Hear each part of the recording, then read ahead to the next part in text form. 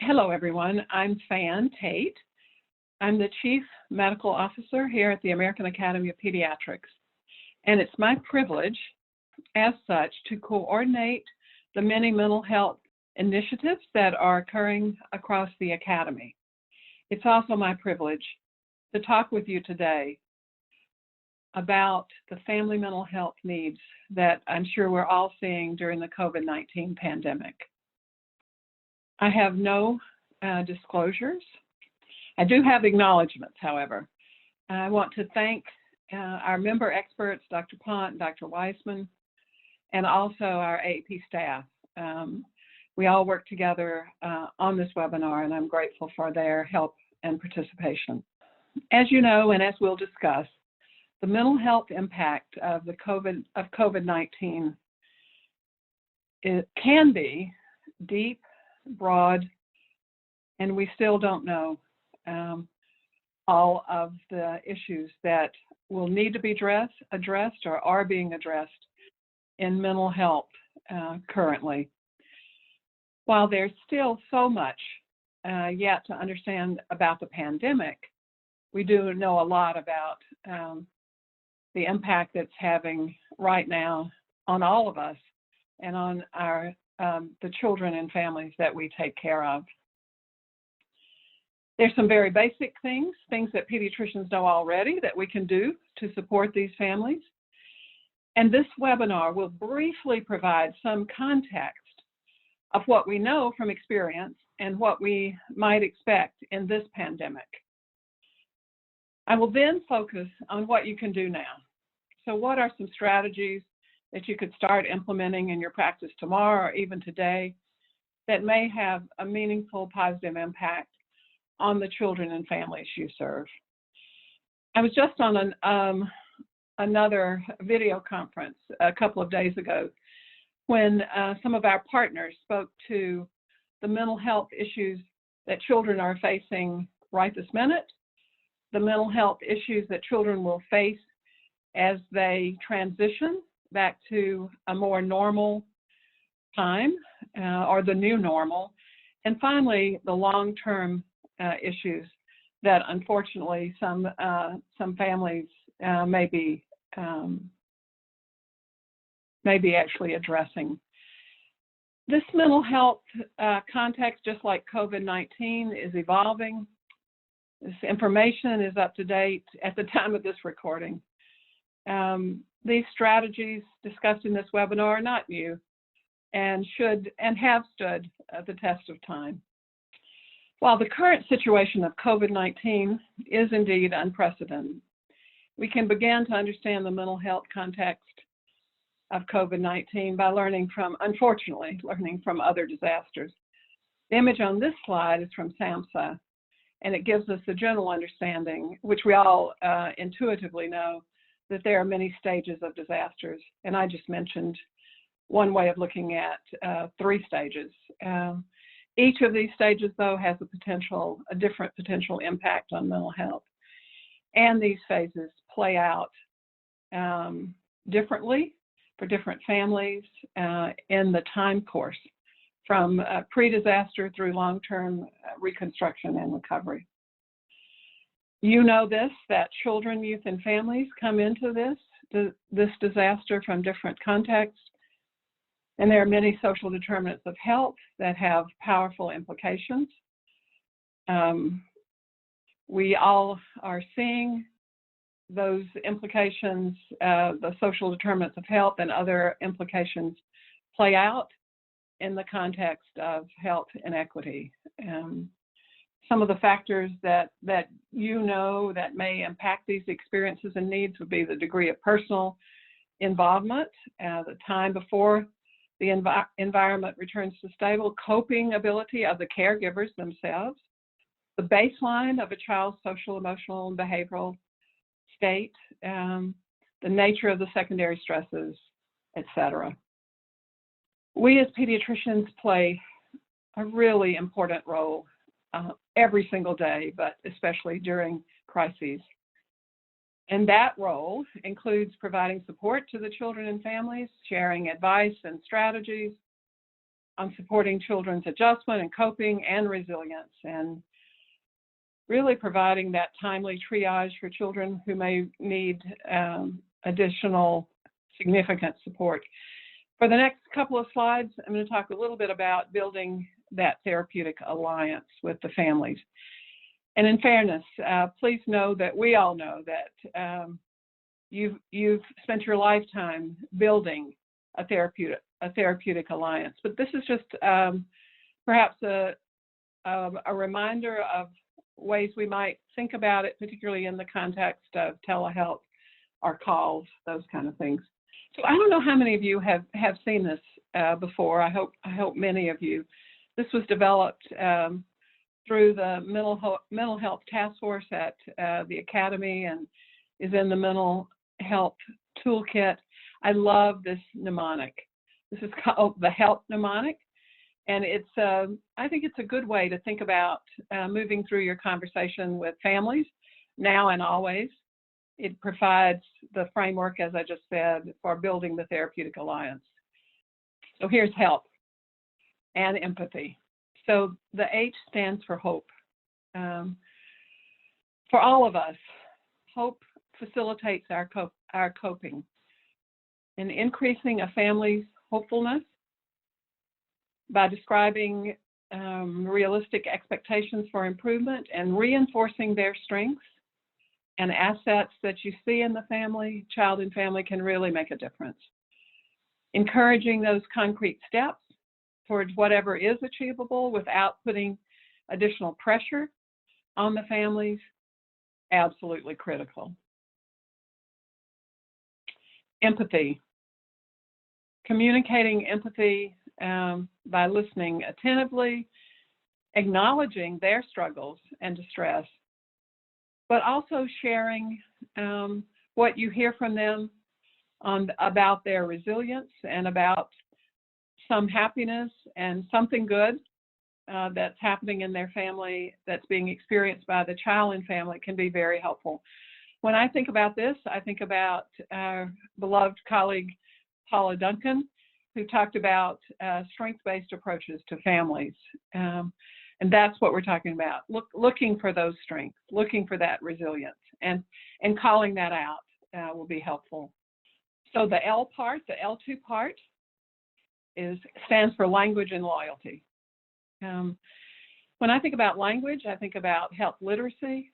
I think in terms of using the child or family's own language, not a clinical label, to actually reflect your understanding of the problem back to them, critically important, and it gives you the opportunity to correct any misperceptions, theirs or yours. Loyalty, communicating your loyalty to the family by expressing your support and your commitment to help now and the future. That's what we do. And to say things like, it's okay for you to tell me how bad things are. I may not have all the answers. I may not have any or many of the answers, but I'm here with you to try to help and to move forward. So here are the 3 Ps: permission, partnership, and plan. I really like the permission piece. Asking the family's permission for you to ask more in-depth and potentially sensitive questions or to make suggestions for further evaluation or management. Partnering with the family, the child and family, to identify barriers and resistance to addressing the problem and finding strategies to bypass or overcome those barriers, and thinking in terms of achievable steps aligned, and this you know is so important, aligned with the family's goals and motivation. The more difficult the problem, the more important, I think, is the promise of the partnership. And then the last P here is the plan.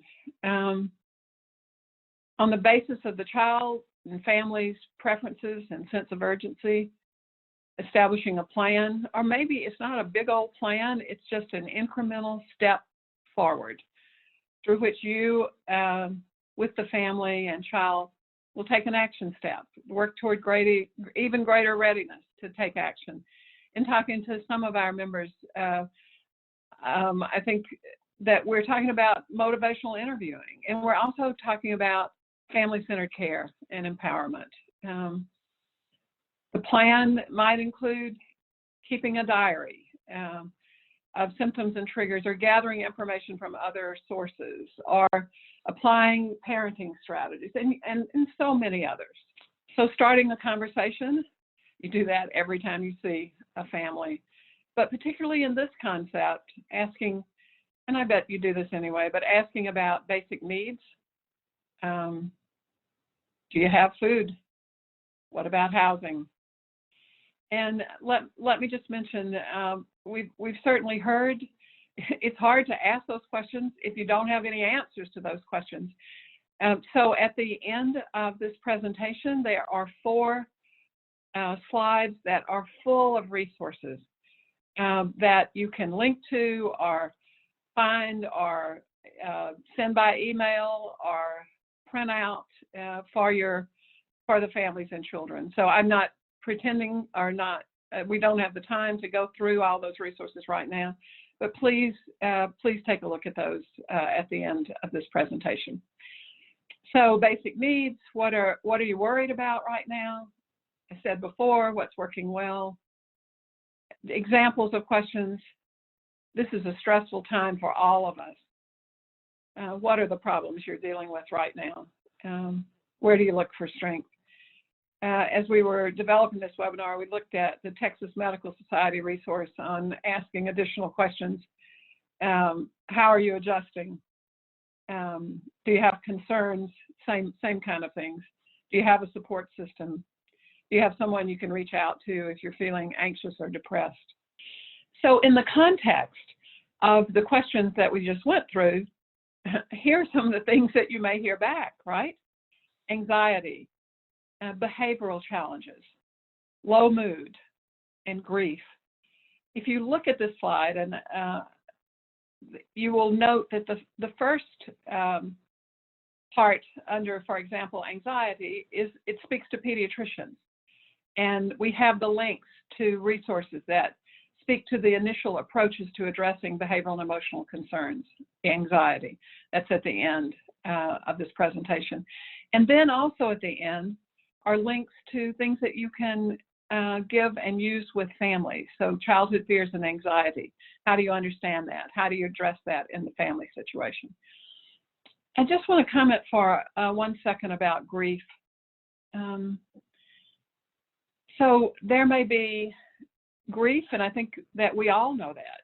So many of all of us are dealing with grief, the loss of a loved one, the fear of the loss of loved ones, or your own families, family members. So we talk here about the grieving child. I think it's important to realize that the grief addresses losses, right? And it could be the loss of a job. It could be the loss of dreams. It could be the loss of planned activities, both family or otherwise. So I think this is an important one for all of us to spend some time looking at and thinking about. So when we started thinking about the resources, we were pulling from so many different areas within the Academy. And you see 6 of those areas listed here. I want to just point out the healthychildren.org.